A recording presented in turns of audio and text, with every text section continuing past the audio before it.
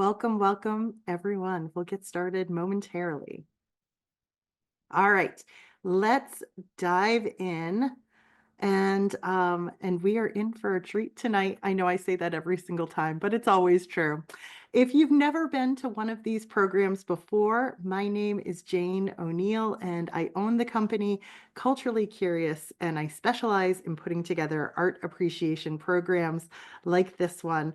I'm particularly fond of this subject, so we'll just have a blast tonight. We are looking at two titans in the world of art history, Rembrandt and Vermeer. They're almost artists that need no introduction, but yet there's still so much I think the average person doesn't know about them. So we'll be delving into the Dutch Baroque, which essentially means the 1600s in the Netherlands, and we will be getting to know the very distinct styles of these two artists along the way. And we will, of course, be getting back to the lovely girl with a pearl earring a little bit later. Let me give you a sense in terms of how we will spend our evening together. And again, I'm so happy that each and every one of you are here. We're going to get started with a quick introduction to the Dutch Baroque, just to get us situated in place and time and have an understanding of the context that sort of produced these two magnificent artists. And then we'll zero in on them and important aspects of their body of work, Rembrandt and Vermeer. And then we'll talk a little bit about how and why these works get stolen so often. I mean, that is just a fascinating aspect to both of these artists. So we'll talk a little bit about art heists, and then we will wrap up. Okay, so let's get started with our quick introduction to the Dutch Baroque. We are getting started with a map. And our map here is just to get us oriented. We are looking at Holland. Of course, here's Amsterdam. This is where Rembrandt did most of his work in his in the mature part of his career. He was born in Leiden, just a little ways away. And just to give you a sense in terms of the significance of Leiden at this time period, believe it or not, some of the pilgrims that came over on the Mayflower actually set sail from Leiden. And they did that during Rembrandt's lifetime. So he was living contemporaneous to the pilgrims and the Mayflower. Now, Vermeer, we will see, worked in a smaller city called Delft, which is about, I think, a half an hour or so away from Amsterdam. But he was pretty isolated there. He didn't seem to travel that much. So the important things to know as we are looking at this map is that the Dutch, we were a rising power during this time. They had this company called the Dutch East India Company. It was the first multinational company on the planet, and it was incredibly successful. So there was so much new wealth in the Netherlands that the English began to use the term Dutch in a pejorative way. And we still see remnants of that in our language today with phrases like Dutch treat, splitting something evenly instead of somebody else taking care of the bill for you. So we have this sense of the time, we have a sense of the place. I've mentioned the money. Let's see how that plays out artistically. We've got these two great paintings here. On the left, a portrait of a little 3-year-old girl named Katharina Hooft. This is by Frans Hals. And then on the right, a banqueting scene from a still life artist named Jan Davids de Heem. And so I think these are both emblematic of the fact that during this period of time in the 1600s in the Netherlands, the average person, well, I would say there's a very strong middle class and upper middle class. So much so that an adorable little 3-year-old can wear a one of a kind brocade dress like the one that we see with all the starched lace collar, and I would have been a status symbol at the time. So this was a girl who was doing very well for herself.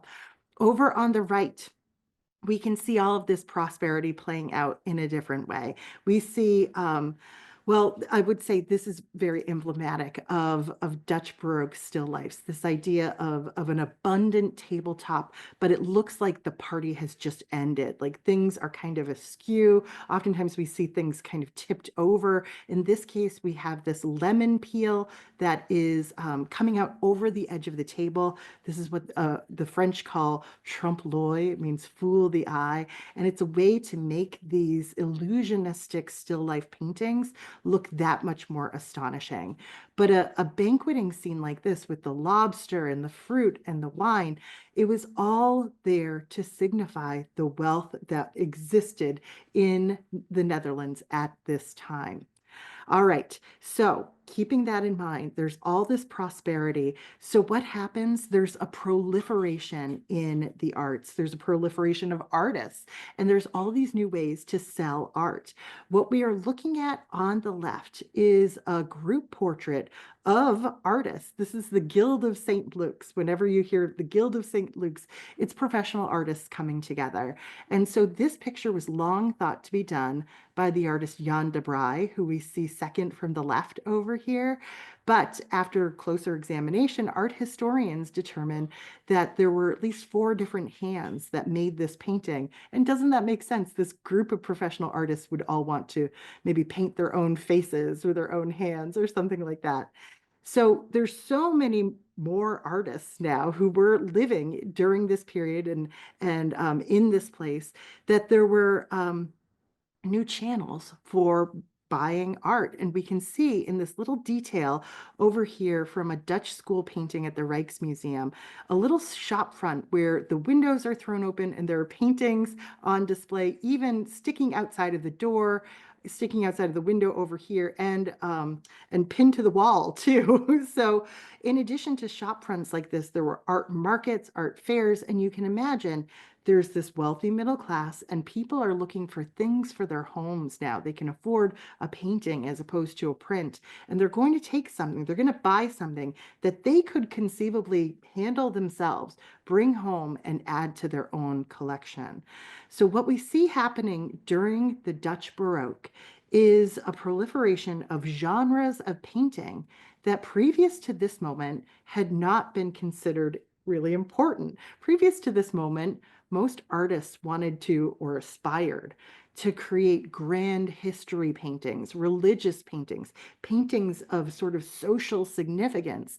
But during the Dutch Baroque, what buyers wanted was portraits. We have this lovely self-portrait by the woman artist Judith Leister over here.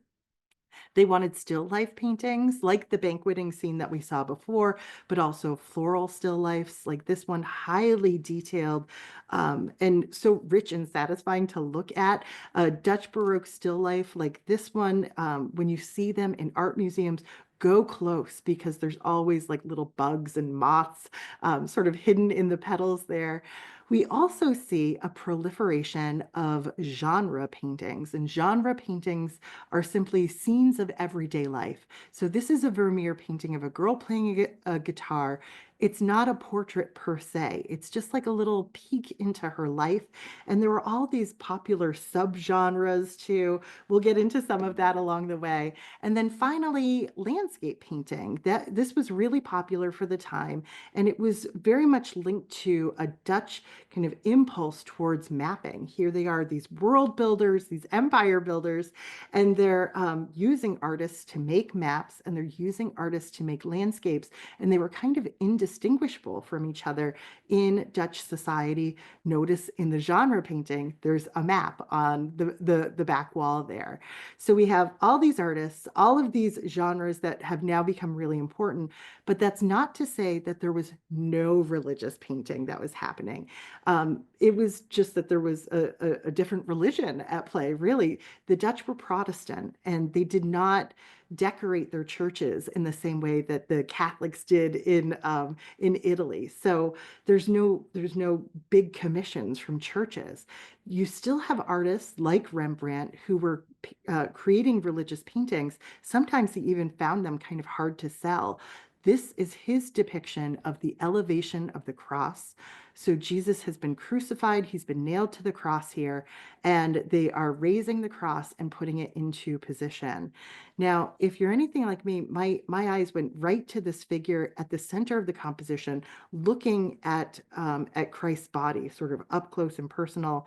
And he is wearing a beret here. That is, in fact, a self-portrait by Rembrandt watching Christ being crucified. You might think, why would he do that? Well, he's essentially indicting himself along with the rest of humanity for the death of Christ here, saying essentially that he is a sinner as well. Really unusual choice, though, to put himself in that scene. Over here on the right, we can see that sometimes Dutch artists would sort of blend the boundaries between their genres of painting. And so in this case, we're looking at another one of these mind-blowing still life paintings, but there are some religious overtones to it.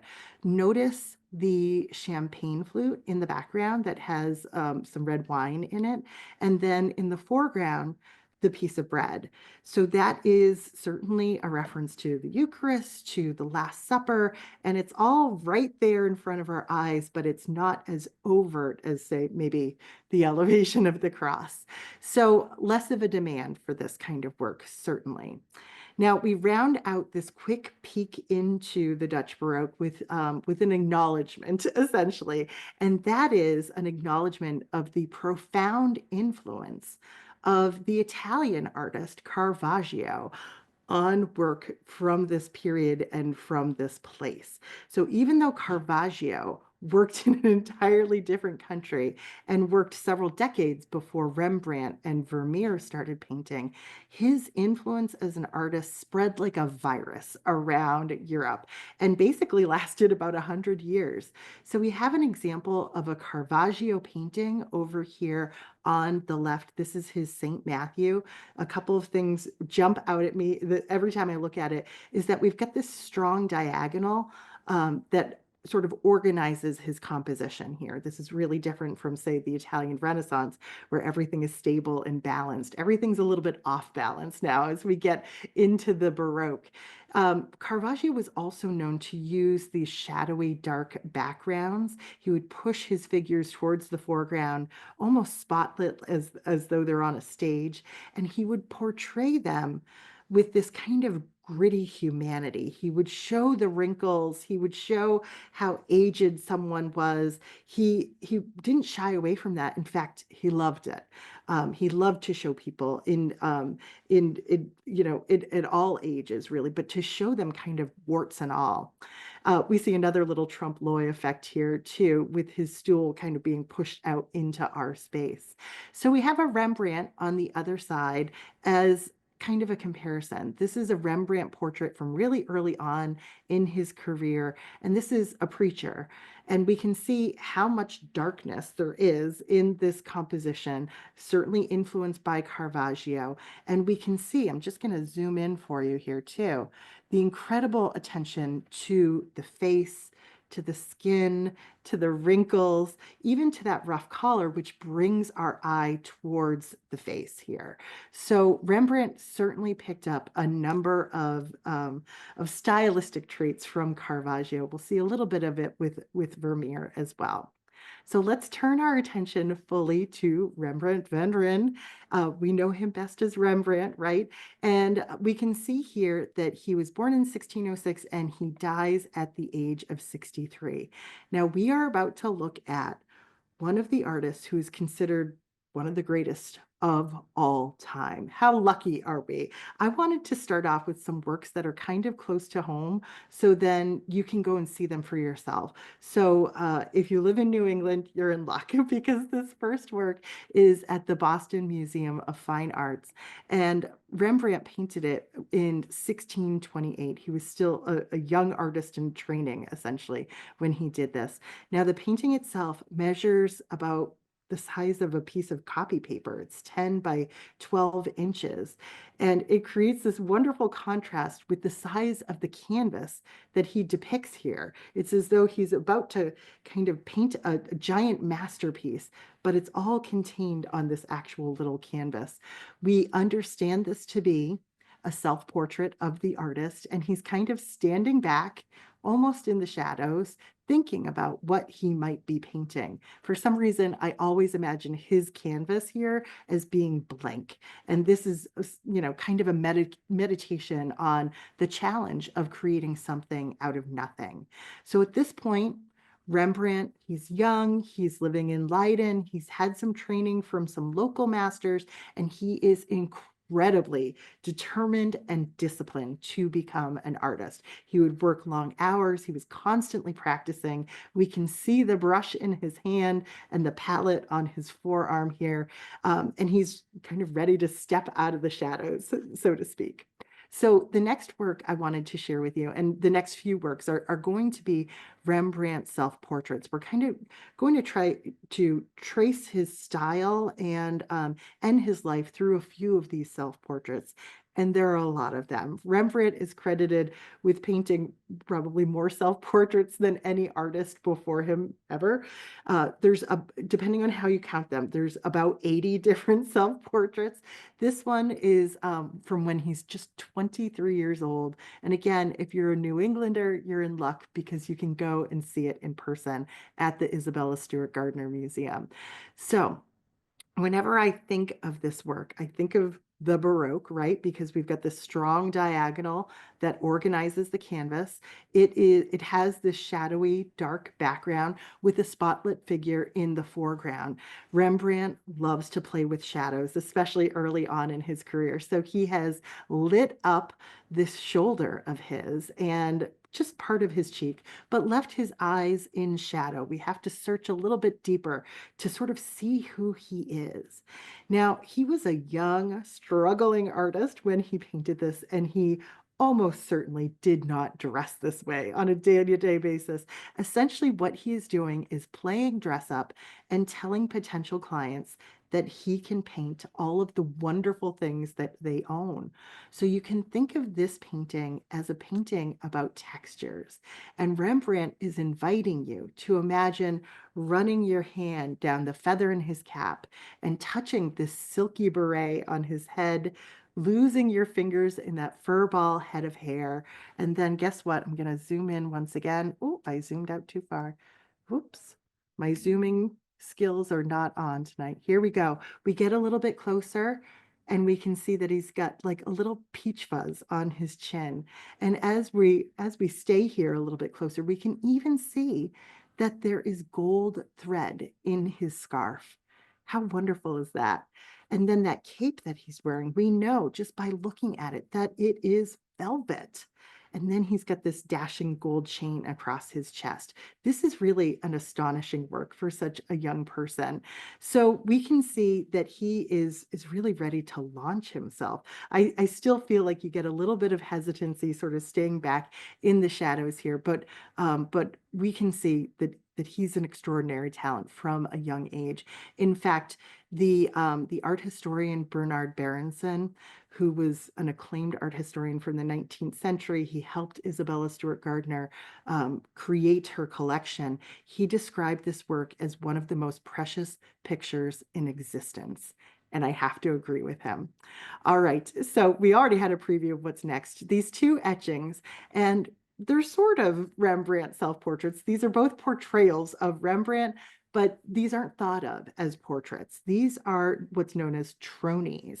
And tronies were basically like artistic experiments for artists at this time. They were usually portrayals of individuals that had exaggerated facial expressions or some sort of fantastical, exotic clothing on. And a trony would have been really visually interesting, right? They would, especially as an etching, they would have been easy to sell. And for somebody like Rembrandt, this would have been great practice for creating characters in a larger painting, a larger, more ambitious painting later on. So we do get a little peek into Rembrandt and what he looked like, and maybe even how he behaved with these tronies here. But in short order, Rembrandt, not surprisingly, becomes incredibly successful. He moves from Leiden to Amsterdam, and this is his self-portrait at the age of 34. This is at the National Gallery in London. And by this time, we see such a confident young man, a young man who's not hiding in the shadows, a young man that engages us directly and is really kind of showing off when it comes to this outfit, right? We've got the fur-lined collar, this huge sleeve here that kind of folds up and unveils the arm, kind of like a flower, this big dramatic floppy beret that he's wearing. And the way he has painted the flesh of his face just knocks me out every time. So forgive me, I'm going to try and zoom in one more time here so that we can get up close and personal with Rembrandt and just see what an extraordinary talent he really was. So, there's a lot going on here. Rembrandt was riding high. Essentially, the previous year he had gotten married. He'd even bought himself a townhouse in downtown bustling Amsterdam. Look at the size of this house. He's doing really well for himself. This is a Rembrandt museum. If you have ever been to Amsterdam, no doubt you've visited it. Now, something else that happened just the year before he painted this remarkable self-portrait, he went to an art auction and he saw this work on the left being auctioned off. He saw it in person, and this is generally thought to be a masterpiece of the Italian Renaissance, a period roughly 100 years earlier. This was painted by the Italian Renaissance painter Raphael, and the name of the work is Baldassare Castiglione, and it's thought to be the consummate portrayal of a gentleman. This is what a gentleman looks like. And we can see that Rembrandt is sort of adopting the same kind of aesthetic here. In fact, he is actually wearing clothes from the Renaissance. He's not wearing clothes of his period, of his day. This is a Renaissance style hat. So he is very consciously kind of branding himself as like an old school master. And this is around the time where he drops his last name and he starts signing his work simply as Rembrandt. So he wants to be like Raphael. He wants to be like Michelangelo. He was so struck by this painting when he saw it. He made a little sketch of it, and he also made note of how much it went for at auction. So it really had an impact on him.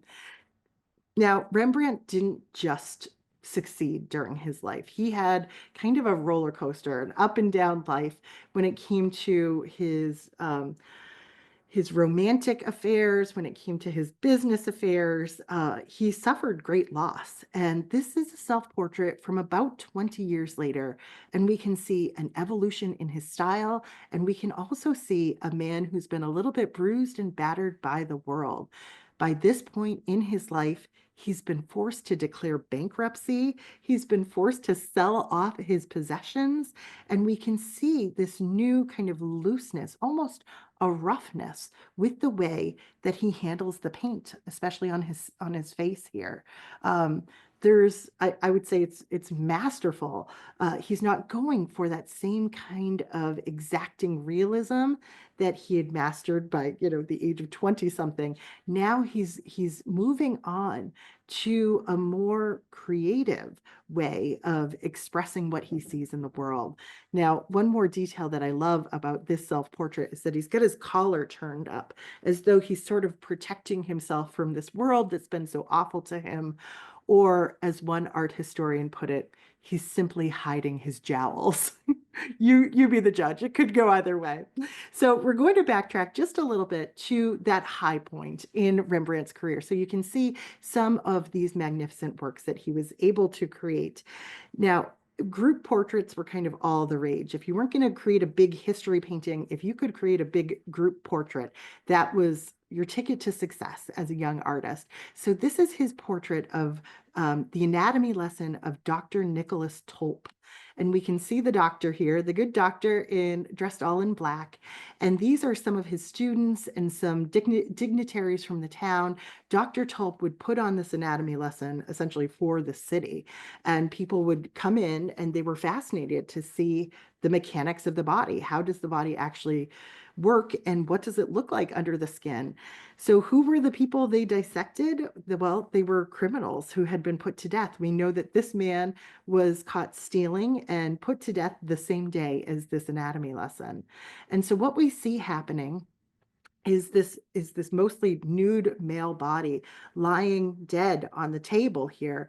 And if you're anything like me, I get Christ-like associations with this figure every time I look at him. He's slightly foreshortened. He's been portrayed at an angle, kind of receding back into depth.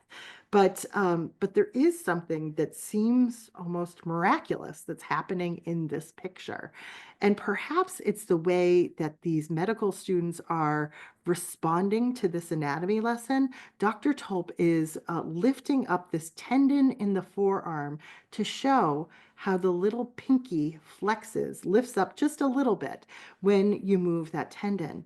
And there is this amazement and this focused attention that very much reminds me of religious paintings from the past. We've got a Caravaggio over here on the left.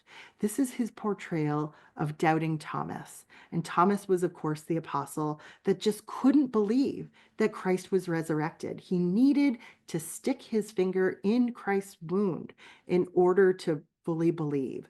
And so that's what we see happening here. There is this wonderment, this amazement about kind of the miracle of the human body in both of these pictures that I think kind of speak back and forth to each other. I think Rembrandt might have been thinking about something religious when he made this picture about science. Now, his group portrait, which trumps them all really, is this group portrait from 1642. This is his largest work, his most ambitious work. This was a huge commission for him. We, of course, call it the Night Watch because the formal title, which is Militia Company of District 2 under the command of Captain Franz Bennett Koch, is just not as catchy, right? Also, over the years, this painting has been varnished and it's significantly darkened to look like a nighttime scene. So the Night Watch just sounded like the right title for it. So we are looking at a group portrait that portrays a militia group, not necessarily a group that's out there fighting, more of like a ceremonial group, really. This is actually the mayor of Amsterdam at the front. So they're out like marching in parades and that sort of thing. But they had, grandiose notions that they did things beyond that too. So if you've seen some of my other programs, you might remember that that these group portraits were, happening all the time in Amsterdam during this period. And for the most part, most artists would line up the members of a group like it's school picture day. Each one of them would pay their fair share to be in the portrait, and then all of their faces would be clearly conveyed, for better or for worse, in a group portrait like this. Now, during this period, you have artists like Franz Hals who are making some innovations with this group portrait genre, essentially. And in this group portrait of another militia, we can see more casual poses. They aren't as neatly lined up as school picture day, but it kind of feels like the cover of a Vanity Fair. Like everybody needs to be spotlit looking impressive here, right? Now, Rembrandt's major innovation is that he thought, I'm going to make this look like a history painting. I'm going to make it look like they're not posing for a picture at all. There is a call to arms here, and they are being summoned and they're answering the call. So what we have here is a colossal picture, roughly 12 feet by 14 feet. The figures we see in the foreground are over life size. We see the dramatic use of shadow in the background, some light here in the foreground, two sort of golden glowing figures in the foreground. And this way of enlivening what would have traditionally been a pretty static group portrait.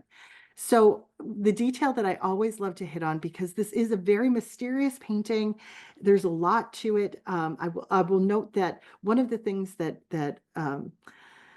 sort of stumped art historians for a long time was the fact that so many of these figures are wearing anachronistic armor, or they're using weapons from various time periods. And as it turns out, they're all just sporting things and carrying things that were props in Rembrandt's artist studio. So he basically had them dress up, and that's how he painted them. Now, the element of this little golden girl, she really stumped art historians for a long time. Lots of different ideas about who she was, why she was there, why she glows so brightly in this dark scene. As I said, she does sort of complement the second in command here, who's also wearing yellow. Some people thought that she was like an angel. Some people thought that she was a portrayal of Rembrandt's wife. In the end, the reason why she has this upside down chicken on her belt here is because the name of the militia basically sounds something like claws or talons. So art historians generally think of her as like being like a mascot these days. Now, one other detail that I just absolutely love about this painting is that Rembrandt apparently put himself in this picture too. If you can put yourself in a crucifixion scene, why not a group portrait, right? He belongs there. So where is he? Just off of center, way in the back. There's just this one tiny figure here, and all we can see of him is his eyeballs. And if you you might even notice that he's wearing a beret. It looks an awful lot like some of Rembrandt's self-portraits from around this time period. So I think we can safely say he's there in the back witnessing the whole thing unfold. Now, of course, this work is at the Rijksmuseum in Amsterdam. There's about 3 million visitors a year to that museum, and this is the work that they go to see. It's so important, in fact, that as they do, they're on the second phase now of this massive restoration of this painting. They can't take it off you. There's too many people there who would be so disappointed. So they just built a glass box around the painting, and they're doing the restoration live on view in front of everybody. In fact, they're even live streaming it. So like I said, the second phase of that restoration, I think just started last week. So you can tune in and see what they're doing any old time. Probably not right now. They might be asleep. Who knows with the time change. Now, the fact that Rembrandt's Night Watch is still around is pretty darn amazing. We can see here from these margins that the painting has actually been cut down over the years in order to get it out of the building where it was originally displayed and into the Rijksmuseum. Someone actually thought, let's just cut it down. It won't fit out otherwise.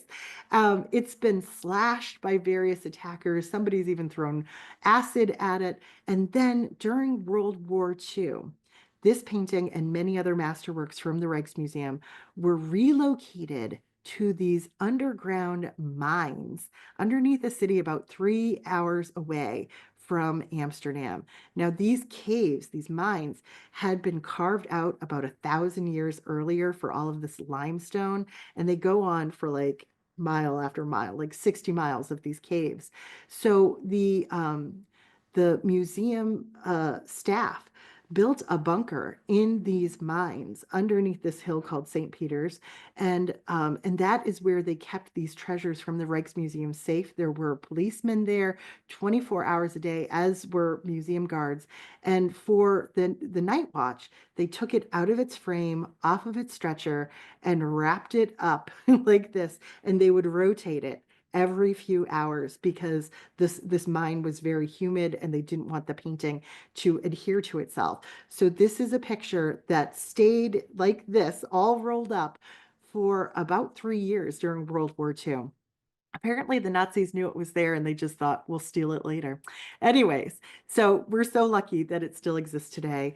Very quickly, I just wanted to touch on just a few other kinds of Rembrandt paintings, just so you get a sense of his capabilities in various subjects. This is a mythological scene called Danae, and here we get to see his handling of the female nude, and in this case, a story of seduction, because as a mythological scene, this is a story of Zeus impregnating this beautiful young woman.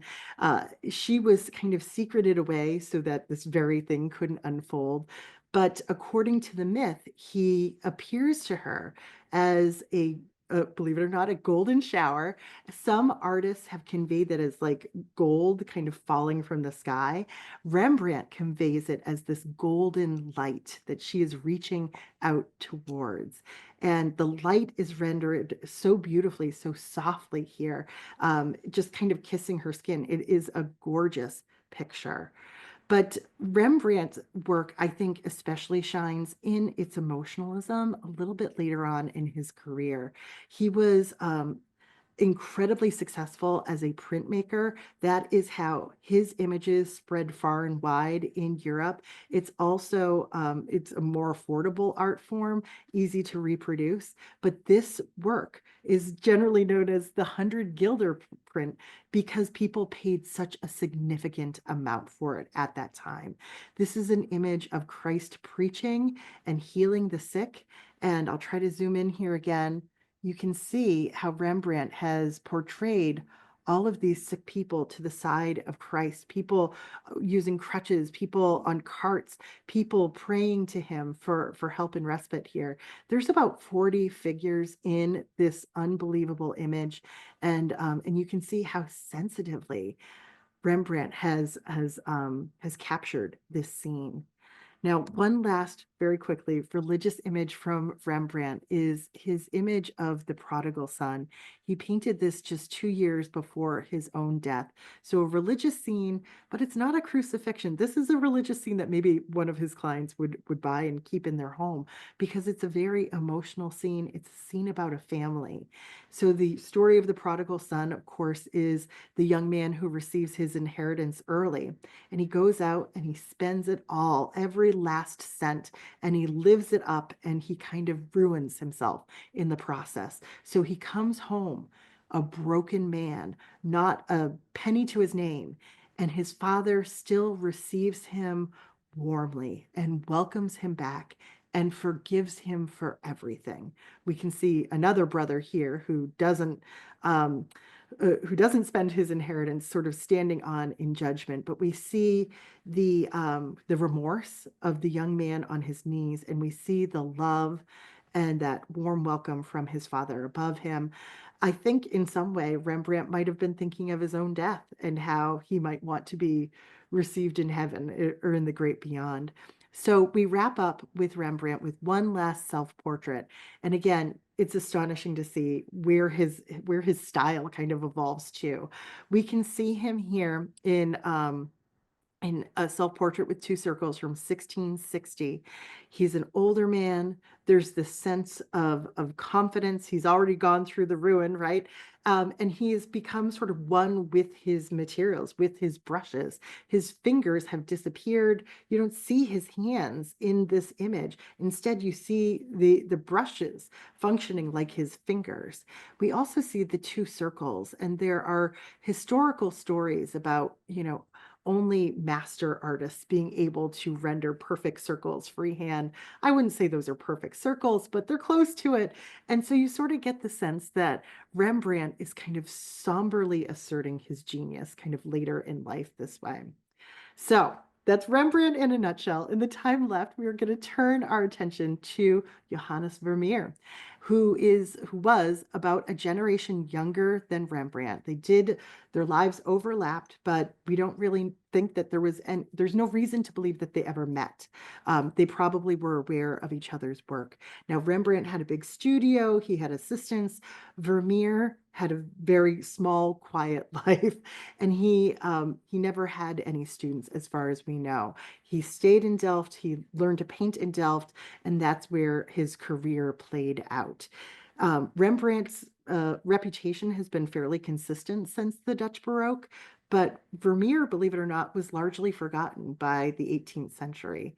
So Vermeer never painted a self-portrait, unlike Rembrandt, right? But this work is generally thought to be Vermeer. It's a detail of a work that I'll show you in just a moment, but I'm going to use it as an opportunity to tell you a little bit about the artist. He was probably in his early 20s when he painted this, and here he is like smiling, mugging for us. We see his teeth. Couldn't be more different than Rembrandt, right? The only thing they have in common is like their penchant for dramatic hats. Oh, and I should mention that Rembrandt was really the originator of the artist wearing a beret. So I think that's probably one of the reasons they think this is Vermeer. He's actually wearing a Renaissance costume in this picture too. Now, when he painted this, he had just gotten married. He'd actually converted from Protestantism to Catholicism. He and his wife, apparently it was a happy union because they had 15 children. 10 of them survived. He could not support them on his career as an artist, so he was also an art dealer and an innkeeper. All right, so he learned to paint right there in Delft, and by age 21, he was in the Guild of St. Luke's, so working as a professional artist. Let's zoom out and see the whole picture. Here is a painting, one of his earliest paintings called The Procuress. It's kind of a naughty picture, right? And here we have this, Catholic father of so many kids living it up with a madam here. Kind of naughty behavior, right? if your eyes are drawn to this woman in yellow over here, you're probably not alone. We've got some really bright, vivid colors here, but she is the brightest part. This is a picture about the richness of life in the Netherlands at this time. We've got this Turkish table carpet here, maybe some Chinese porcelain, the richness, the lavishness of their clothing, including the lace trimmed headdress that she's wearing, and Vermeer over here probably wearing this slashed sleeve jacket. So we have our procuress, our madam. We've got the John, who has the coin between his thumb and his finger here, which is being accepted by the woman in yellow. Now that yellow plays out again in a sunset, which also draws our eye back to Vermeer, who's kind of enjoying the whole spectacle here. Now, as naughty as this picture is, believe it or not, the idea probably came to Vermeer by way of his mother-in-law. Can you believe that? His mother-in-law had a painting of the exact same subject and title in her own home. This was her version of the Procuress, and we can see that Vermeer's is much more interested in detail and color here. And believe it or not, this is not the last time we will see his mother-in-law's Procuress. So we're going to move on to a work that he did the following year. It's called various things. It's oftentimes referred to as the sleeping maid. There's this whole subcategory of painting in the Dutch Baroque of just like maids not doing their jobs, behaving badly, what have you. So we see her here just falling asleep at the table. This is going to be all of us a week from now, right after Thanksgiving dinner, right? And we have this rumpled table carpet. We've got the fruit still life, and we can see a drinking glass that has been knocked over here. There's another glass in front of her. So she presumably just had company and some drinks, maybe some love and affection from her guest as well. Who knows? We do know that Vermeer painted out a male figure who was originally standing in the door here. And art historians love to speculate about essentially about this woman's love life when they look at a picture like this. Now, when we look at it, I want you to be aware of where the light is coming from in this picture. It's sort of where we are, right, as the viewer looking into this room. And I think this is important as we switch to our next slide, because in so many ways, this is the same setup. This is the same table carpet, the same fruit still life, and there's where the light is spilling in. It's almost like that sleeping maid could be right over here. And what we'll see is that he paints the same room again and again. He loved to paint windows on the left-hand side like this, but he never shows us the outside world. Does do 2 outdoor paintings in his life, but you never see it through the window. So here we see a young woman reading a letter. This is just from right around the same time. And now this is more like a classic, iconic Vermeer, solitary figure in an interior, a well-appointed interior. I love the detail of her reflection in the glass of that open window. I love the detail of this curtain that's been pulled aside, inviting us to peek into her life and speculate about what's going on. Art historians call that a repoussoir element. It sort of pulls us into the picture by kind of pushing that element out towards us. So it creates this sense of depth. Now, remarkably, this picture had been x-rayed about 40 years ago, and they knew that there was a painting on the back wall that had been painted out. And ultimately, they decided when they were restoring it to see if they could reveal that painting, because the layers of dirt and grime essentially revealed that Vermeer had painted what had originally been on the back wall. Somebody else over the years had painted it out. So after 4 painstaking years of restoration, they revealed this giant Cupid painting in the background. Makes for a much busier composition, doesn't it? But essentially, it informs us in terms of what this letter is that she's reading. And so without a doubt, something from a lover, right? And so many of Vermeer's compositions have this element of like flirtation or love explicitly or implicitly in them. So this is a work called An Officer and a Laughing Woman. It's great work in so many ways. We've got one of these Dutch maps on the back wall. We've got this similar setup of the interior space with the window on the left-hand side, all of this light flooding in, revealing the details of her dress, her wine glass here. But there is something a little bit off about the perspective, wouldn't you say? Don't you think that woman has a tiny little head, especially compared to this officer? Well, taking that in light of the fact that Vermeer painted this room seemingly again and again and again, most art historians seem to agree that Vermeer was probably using what's called a camera obscura in order to project his images onto a wall and then trace them. This is the basic way a camera obscura would work. It's essentially a black box room with a tiny little opening or aperture. The light comes through that and then reflects the outside of that black box upside down on the back wall. So artists could use that outline. It's very dim. It's a faint image, but they can use it to trace the outlines of things in that room with them.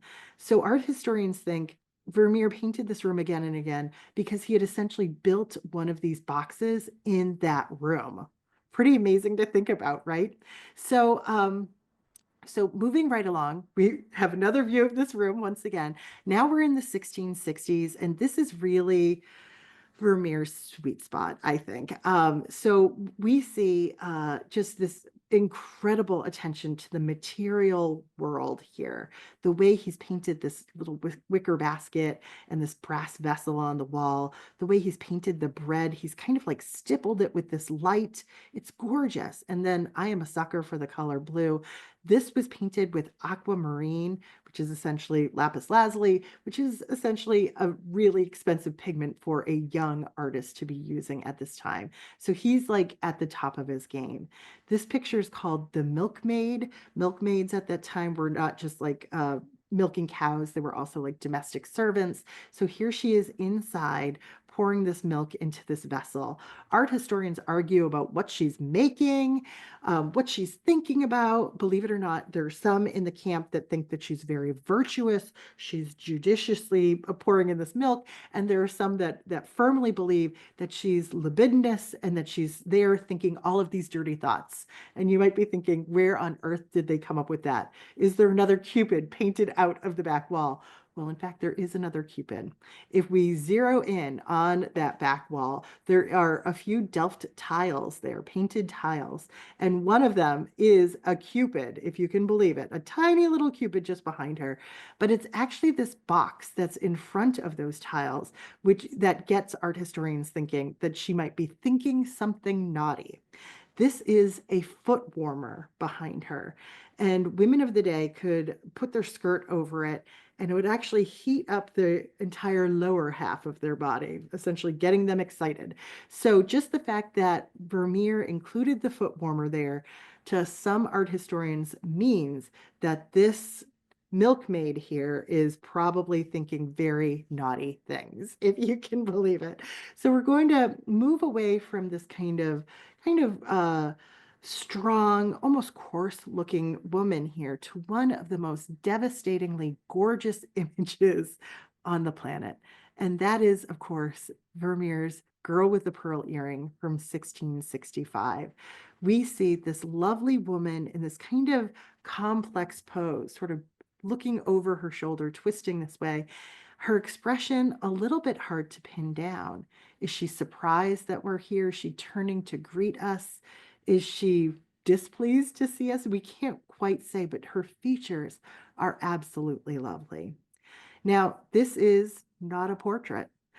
This is another Trony, just like Rembrandt and his propensity for dressing up. In this case, Vermeer had also made a Trony, and this headdress that this lovely young woman is wearing would have been sort of the exotic element of this Trony, along with the giant pearl earring. So he most certainly didn't own expensive jewelry as a struggling artist. And believe it or not, an astrophysicist determined that that is not an actual pearl based on the gleam. It's probably painted glass. So we have this lovely young woman. enigmatic here, right? The background to this picture was originally some shade of green, which darkened over time. And so now she's standing sort of spotlit against that shadowy dark background. And it just lures you in, doesn't it? Art historians think that perhaps Vermeer's oldest daughter, oldest out of 10, posed for this picture. I think there's some debate around that, but we are almost certain that she did pose for this picture. I think the models look very similar. This is Vermeer's most ambitious work. This is his picture called The Art of Painting or The Allegory of Painting. This is from the following year, 1666. We know that he felt very strongly about this painting, that he was particularly proud of it, because even when he went into debt, he didn't sell it. Most of Vermeer's paintings are very small. This is a bigger one for him. We'll see it in terms of its scale in just a moment. It's still pretty small.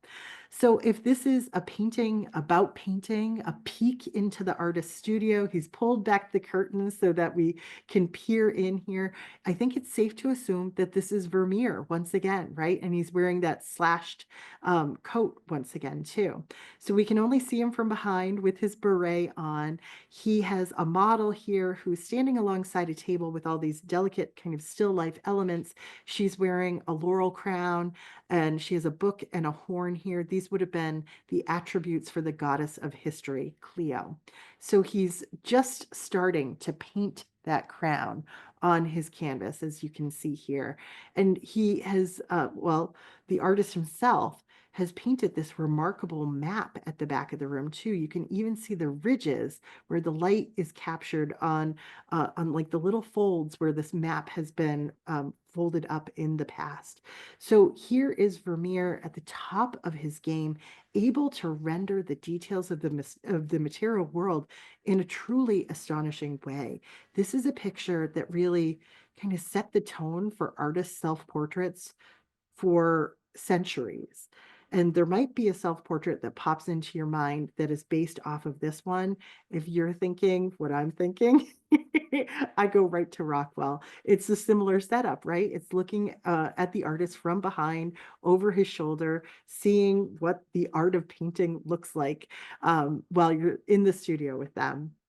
Now, if we think about this tiny little work once again and its importance in the history of art, believe it or not, during World War II, Hitler actually bought this painting. We know Hitler stole a lot of art, the Nazis stole a lot of art, but this painting was up for sale. The American Paul Mellon tried to buy it, but they didn't want it to leave the country, so ultimately Hitler purchased it. And over the course of the war, it ended up in a salt mine underneath Austria. So here are the Allies, the monuments men, who have rediscovered Vermeer's art of painting hidden away underground. So this is our perfect segue to the fact that these pictures get stolen so often, which I just find fascinating, right? There's not a lot that sort of outside the realm of looking at a painting and trying to understand a painting that I usually go too far into, but who doesn't love a good heist, right? So when we think about these works being stolen, look at how small that Vermeer is too, and how large the Rembrandt is. There's a couple of basic logistics as to why, right? But let me start by saying, after Picasso, who made significantly more works of art than Rembrandt, Rembrandt is the most stolen artist of all time. We'll talk about why. One easy sort of logistic there is that these are small works. Remember, they were originally made for people to just buy, pick up, and bring home. So a thief could very easily pick it up and take it home themselves, right? The other part of this is that I think Rembrandt was so good at branding himself back in the 1600s that the brand survives. Rembrandt equates with value. Even if you've never seen a Rembrandt in your life, you equate his name with being a master, right? And that's what he was aiming for all along. He wanted Rembrandt to be the name Rembrandt to be as important as Raphael or Michelangelo. So the branding worked so well. So in the past 100 years, 81 Rembrandts have been stolen. There is, of course, the book about it, and this is written by Anthony Amore, who is the director of security at the Isabella Stewart Gardner Museum, so he knows a thing or two about stolen Rembrandts. This Rembrandt over here on the right is well, it has a dubious honor, and that honor is it's like the most stolen work of art ever. It's called the Takeaway Rembrandt because it's been stolen 4 times since 1966. It's at the Dulwich Picture Gallery, which I think is in London, if I'm remembering correctly. So it's a tiny painting. It's smaller than a sheet of copy paper. So you can imagine somebody can just go in and kind of walk out the front door with it hidden. But there's been all sorts of interesting thefts in terms of this particular picture, people hiding in closets and breaking through skylights and that sort of thing. Now, Vermeers have been stolen almost just as often if you consider it within the context of how many total works Vermeer produced. We know he painted something like 50 works total. Only about 36, 34 of those survive to this day. There's some debate over the attribution of some of these works too. And of those works, about 20% of them have been stolen, including these 3 works. We have the lady with her maid delivering a letter here, which was stolen in 1971 while it was on loan from the Rijksmuseum. I think they had to cut it out of its frame. They couldn't fit it out of the window, but it was recovered and restored. We have the guitar player, which was stolen 3 years later from the Kenwood House in London, also fairly quickly recovered. And then over here on the right, we have woman writing a letter with her maid, which was a part of one of the biggest art heists in history, believe it or not. It was stolen from a very grand private residence, but recovered and unbelievably stolen again about a decade later, also recovered. So, of course, I have to mention the Gardner heist. No, everybody's probably heard the story before, but we have this remarkable museum that was assembled, this collection assembled and installed by this single collector, Isabella Stewart Gardner. She built this museum for it on the Fenway in Boston. And on the night of March 16th, 17th in 1990, 2 men who were disguised themselves as Boston City police officers went to the back door. Here's the front door of the museum. The back door was over here. And they entered the museum, rounded up the guards, and spent 81 minutes going through the galleries to essentially collect the works that they wanted to then take away. Now, the Dutch Baroque room was the room that was hardest hit. These guys really liked their Rembrandts and their Vermeers. These 2 big empty frames here were where 2 Rembrandts were. There was a double portrait on one side with these figures wearing these striking black dresses and the wonderful starch collars.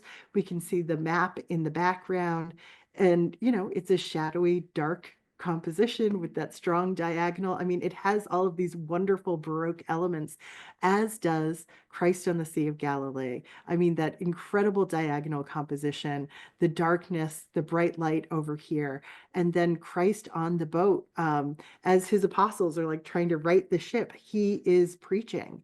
And the detail that is so astonishing is that once again, Rembrandt has put himself in the mix right alongside Jesus here, sort of like that crucifixion that we saw before. He brings us right into this story from the biblical past, and he puts himself right alongside someone who's getting seasick. Now, the thieves at the Gardner stole a self-portrait of Rembrandt, a tiny little, almost like a postage stamp size self-portrait. That was in a little frame that was screwed into a piece of furniture. So they really worked hard to get that one. But amazingly, they left that gorgeous self-portrait that we started with at the museum. And it's still there today. The thieves had taken it off the wall. They wanted it. They were going to take it, but it's painted on a panel. It's not a canvas that you could just cut out and roll up and secret away. It's harder to carry something like that down the street and get away with it. How lucky are we that we can still go there and see that work in person? So One last work to touch on, and that is, of course, the Vermeer, another empty frame in that room. Here's a woman sitting in front of that frame, just to give you a sense of scale here. The missing work is called The Concert. It's another classic interior from Vermeer with the light pouring in from the left. This sort of careful organization of the space of that room, the attention to the detail of the material world with the table carpet, the various instruments, and we have this trio that are making music, a girl at the harpsichord, another woman standing and singing, and we see another musician from behind. Now, I told you she was coming back. We have on in the background on the walls paintings, and they are paintings that Vermeer knew well, including the procuress that was in his mother-in-law's house. She rears her ugly head of her face again, right? So we wrap up tonight with just the reminder you could be $10 million richer if you know where these works are today. So we'll wrap up really quickly, just a nice quick conclusion here. And I just absolutely love this comparison where these two artists have invited us into their studios.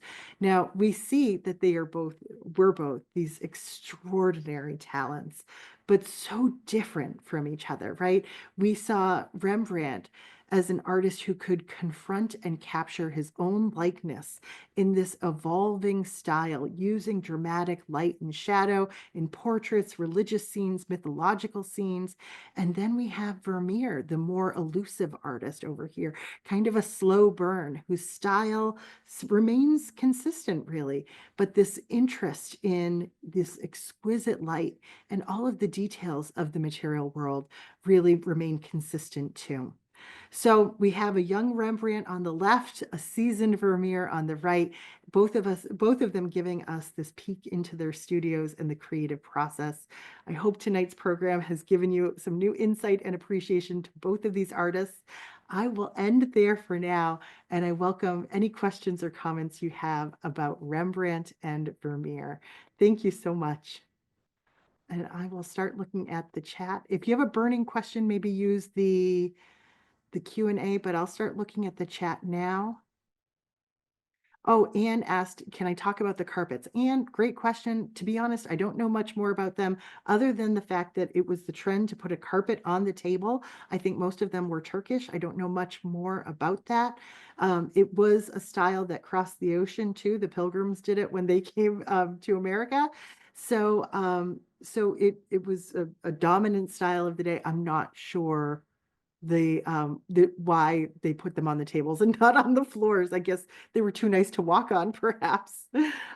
Julie says Vermeer self-portrait with the girl, and the map reminds me of Las Meninas. Yes, Julie, I think you're right on track with that one, with the art of painting. I think both of those images, the Las Meninas that you referenced, those are images about image making, and we could probably spend a lovely hour or two together doing a side-by-side comparison of those works. Uh, oh, and somebody added that the Dulwich Picture Gallery is in London. Thanks for adding that in. That's where the Takeaway Rembrandt was located. Oh, wow. Diane says she's in India and she heard about the theft on Voice of America. So yeah, that's a story that has traveled wide and far. There's the great podcast from WBUR and the Boston Globe called Last Seen. Highly recommend, especially if you're sort of wondering what happens to a stolen painting after the fact. There was a Netflix documentary a couple of years back too. So lots of great ways to access that story. But Voice of America, I'll have to look into that one. Let's see. Thank you for all the kind words, everybody. I'm glad you enjoyed tonight's program. Oh, you guys are so sweet and you're making my head so big. Um, I have to say, Rembrandt and Vermeer, they don't disappoint. So I'm really glad that that so many people seem to enjoy this. Peter asked, were they contemporaries? Yes, their lives overlapped, but as far as we know, they didn't know of each other. I think perhaps with Vermeer wearing the same kind of beret and antique costume, maybe he was really exposed to some of Rembrandt's work through prints. I'm not sure he ever went to Amsterdam. Oh, Marie got to see Christ on the Sea of Galilee before it was stolen. If only. Oh, I wish that work would come back. Everybody, thank you so much for all of these kind words. Any truth to the plot of The Girl with the Pearl Earring? Oh, sorry, I lost that thread there. I will admit that I think that I don't know much about the film. I couldn't even get through it, to be honest. I think it's all fantasy, Lisa, but that's just my guess. Um, Lisa, by the way, thanks for being here. It's good to see your name. Let's see here.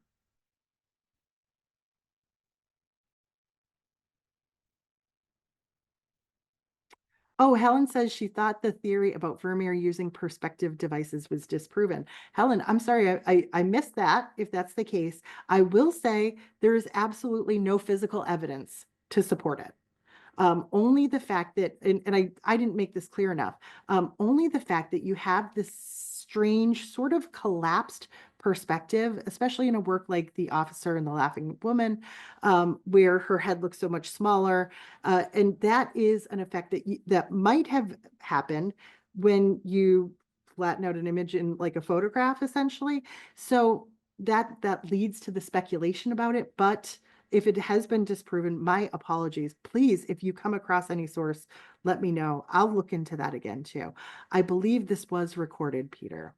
And the Chelmsford Public Library would have the recording.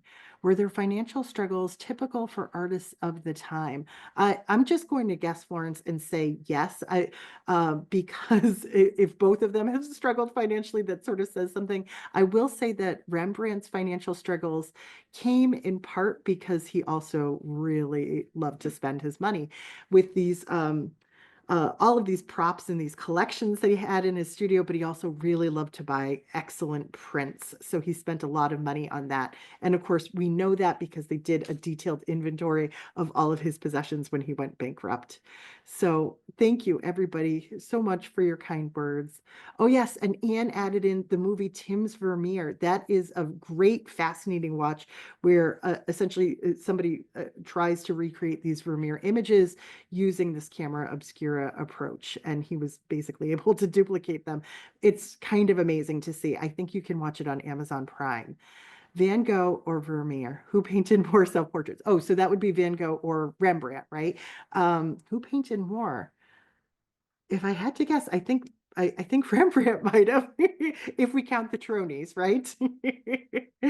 um, Vermeer died young. What happened? D, great question.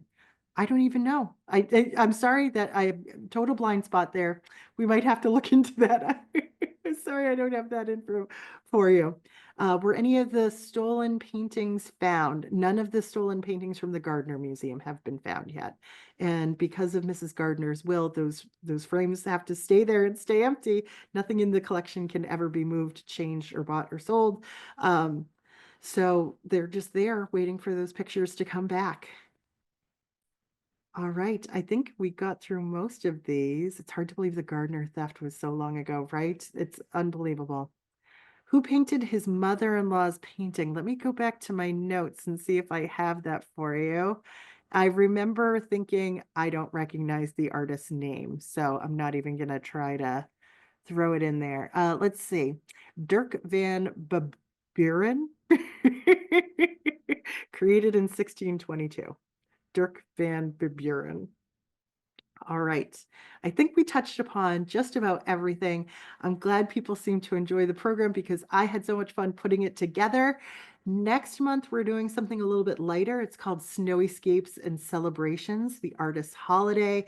We'll be looking at greeting cards that artists have created for their friends and loved ones, magazine illustrations, and paintings. So it should be an interesting mix, get you into the holiday spirit. I hope everybody has a great Thanksgiving, and I look forward to seeing you in a month, if not sooner. Thank you so much, everybody, for coming tonight, and I will see you soon. Bye.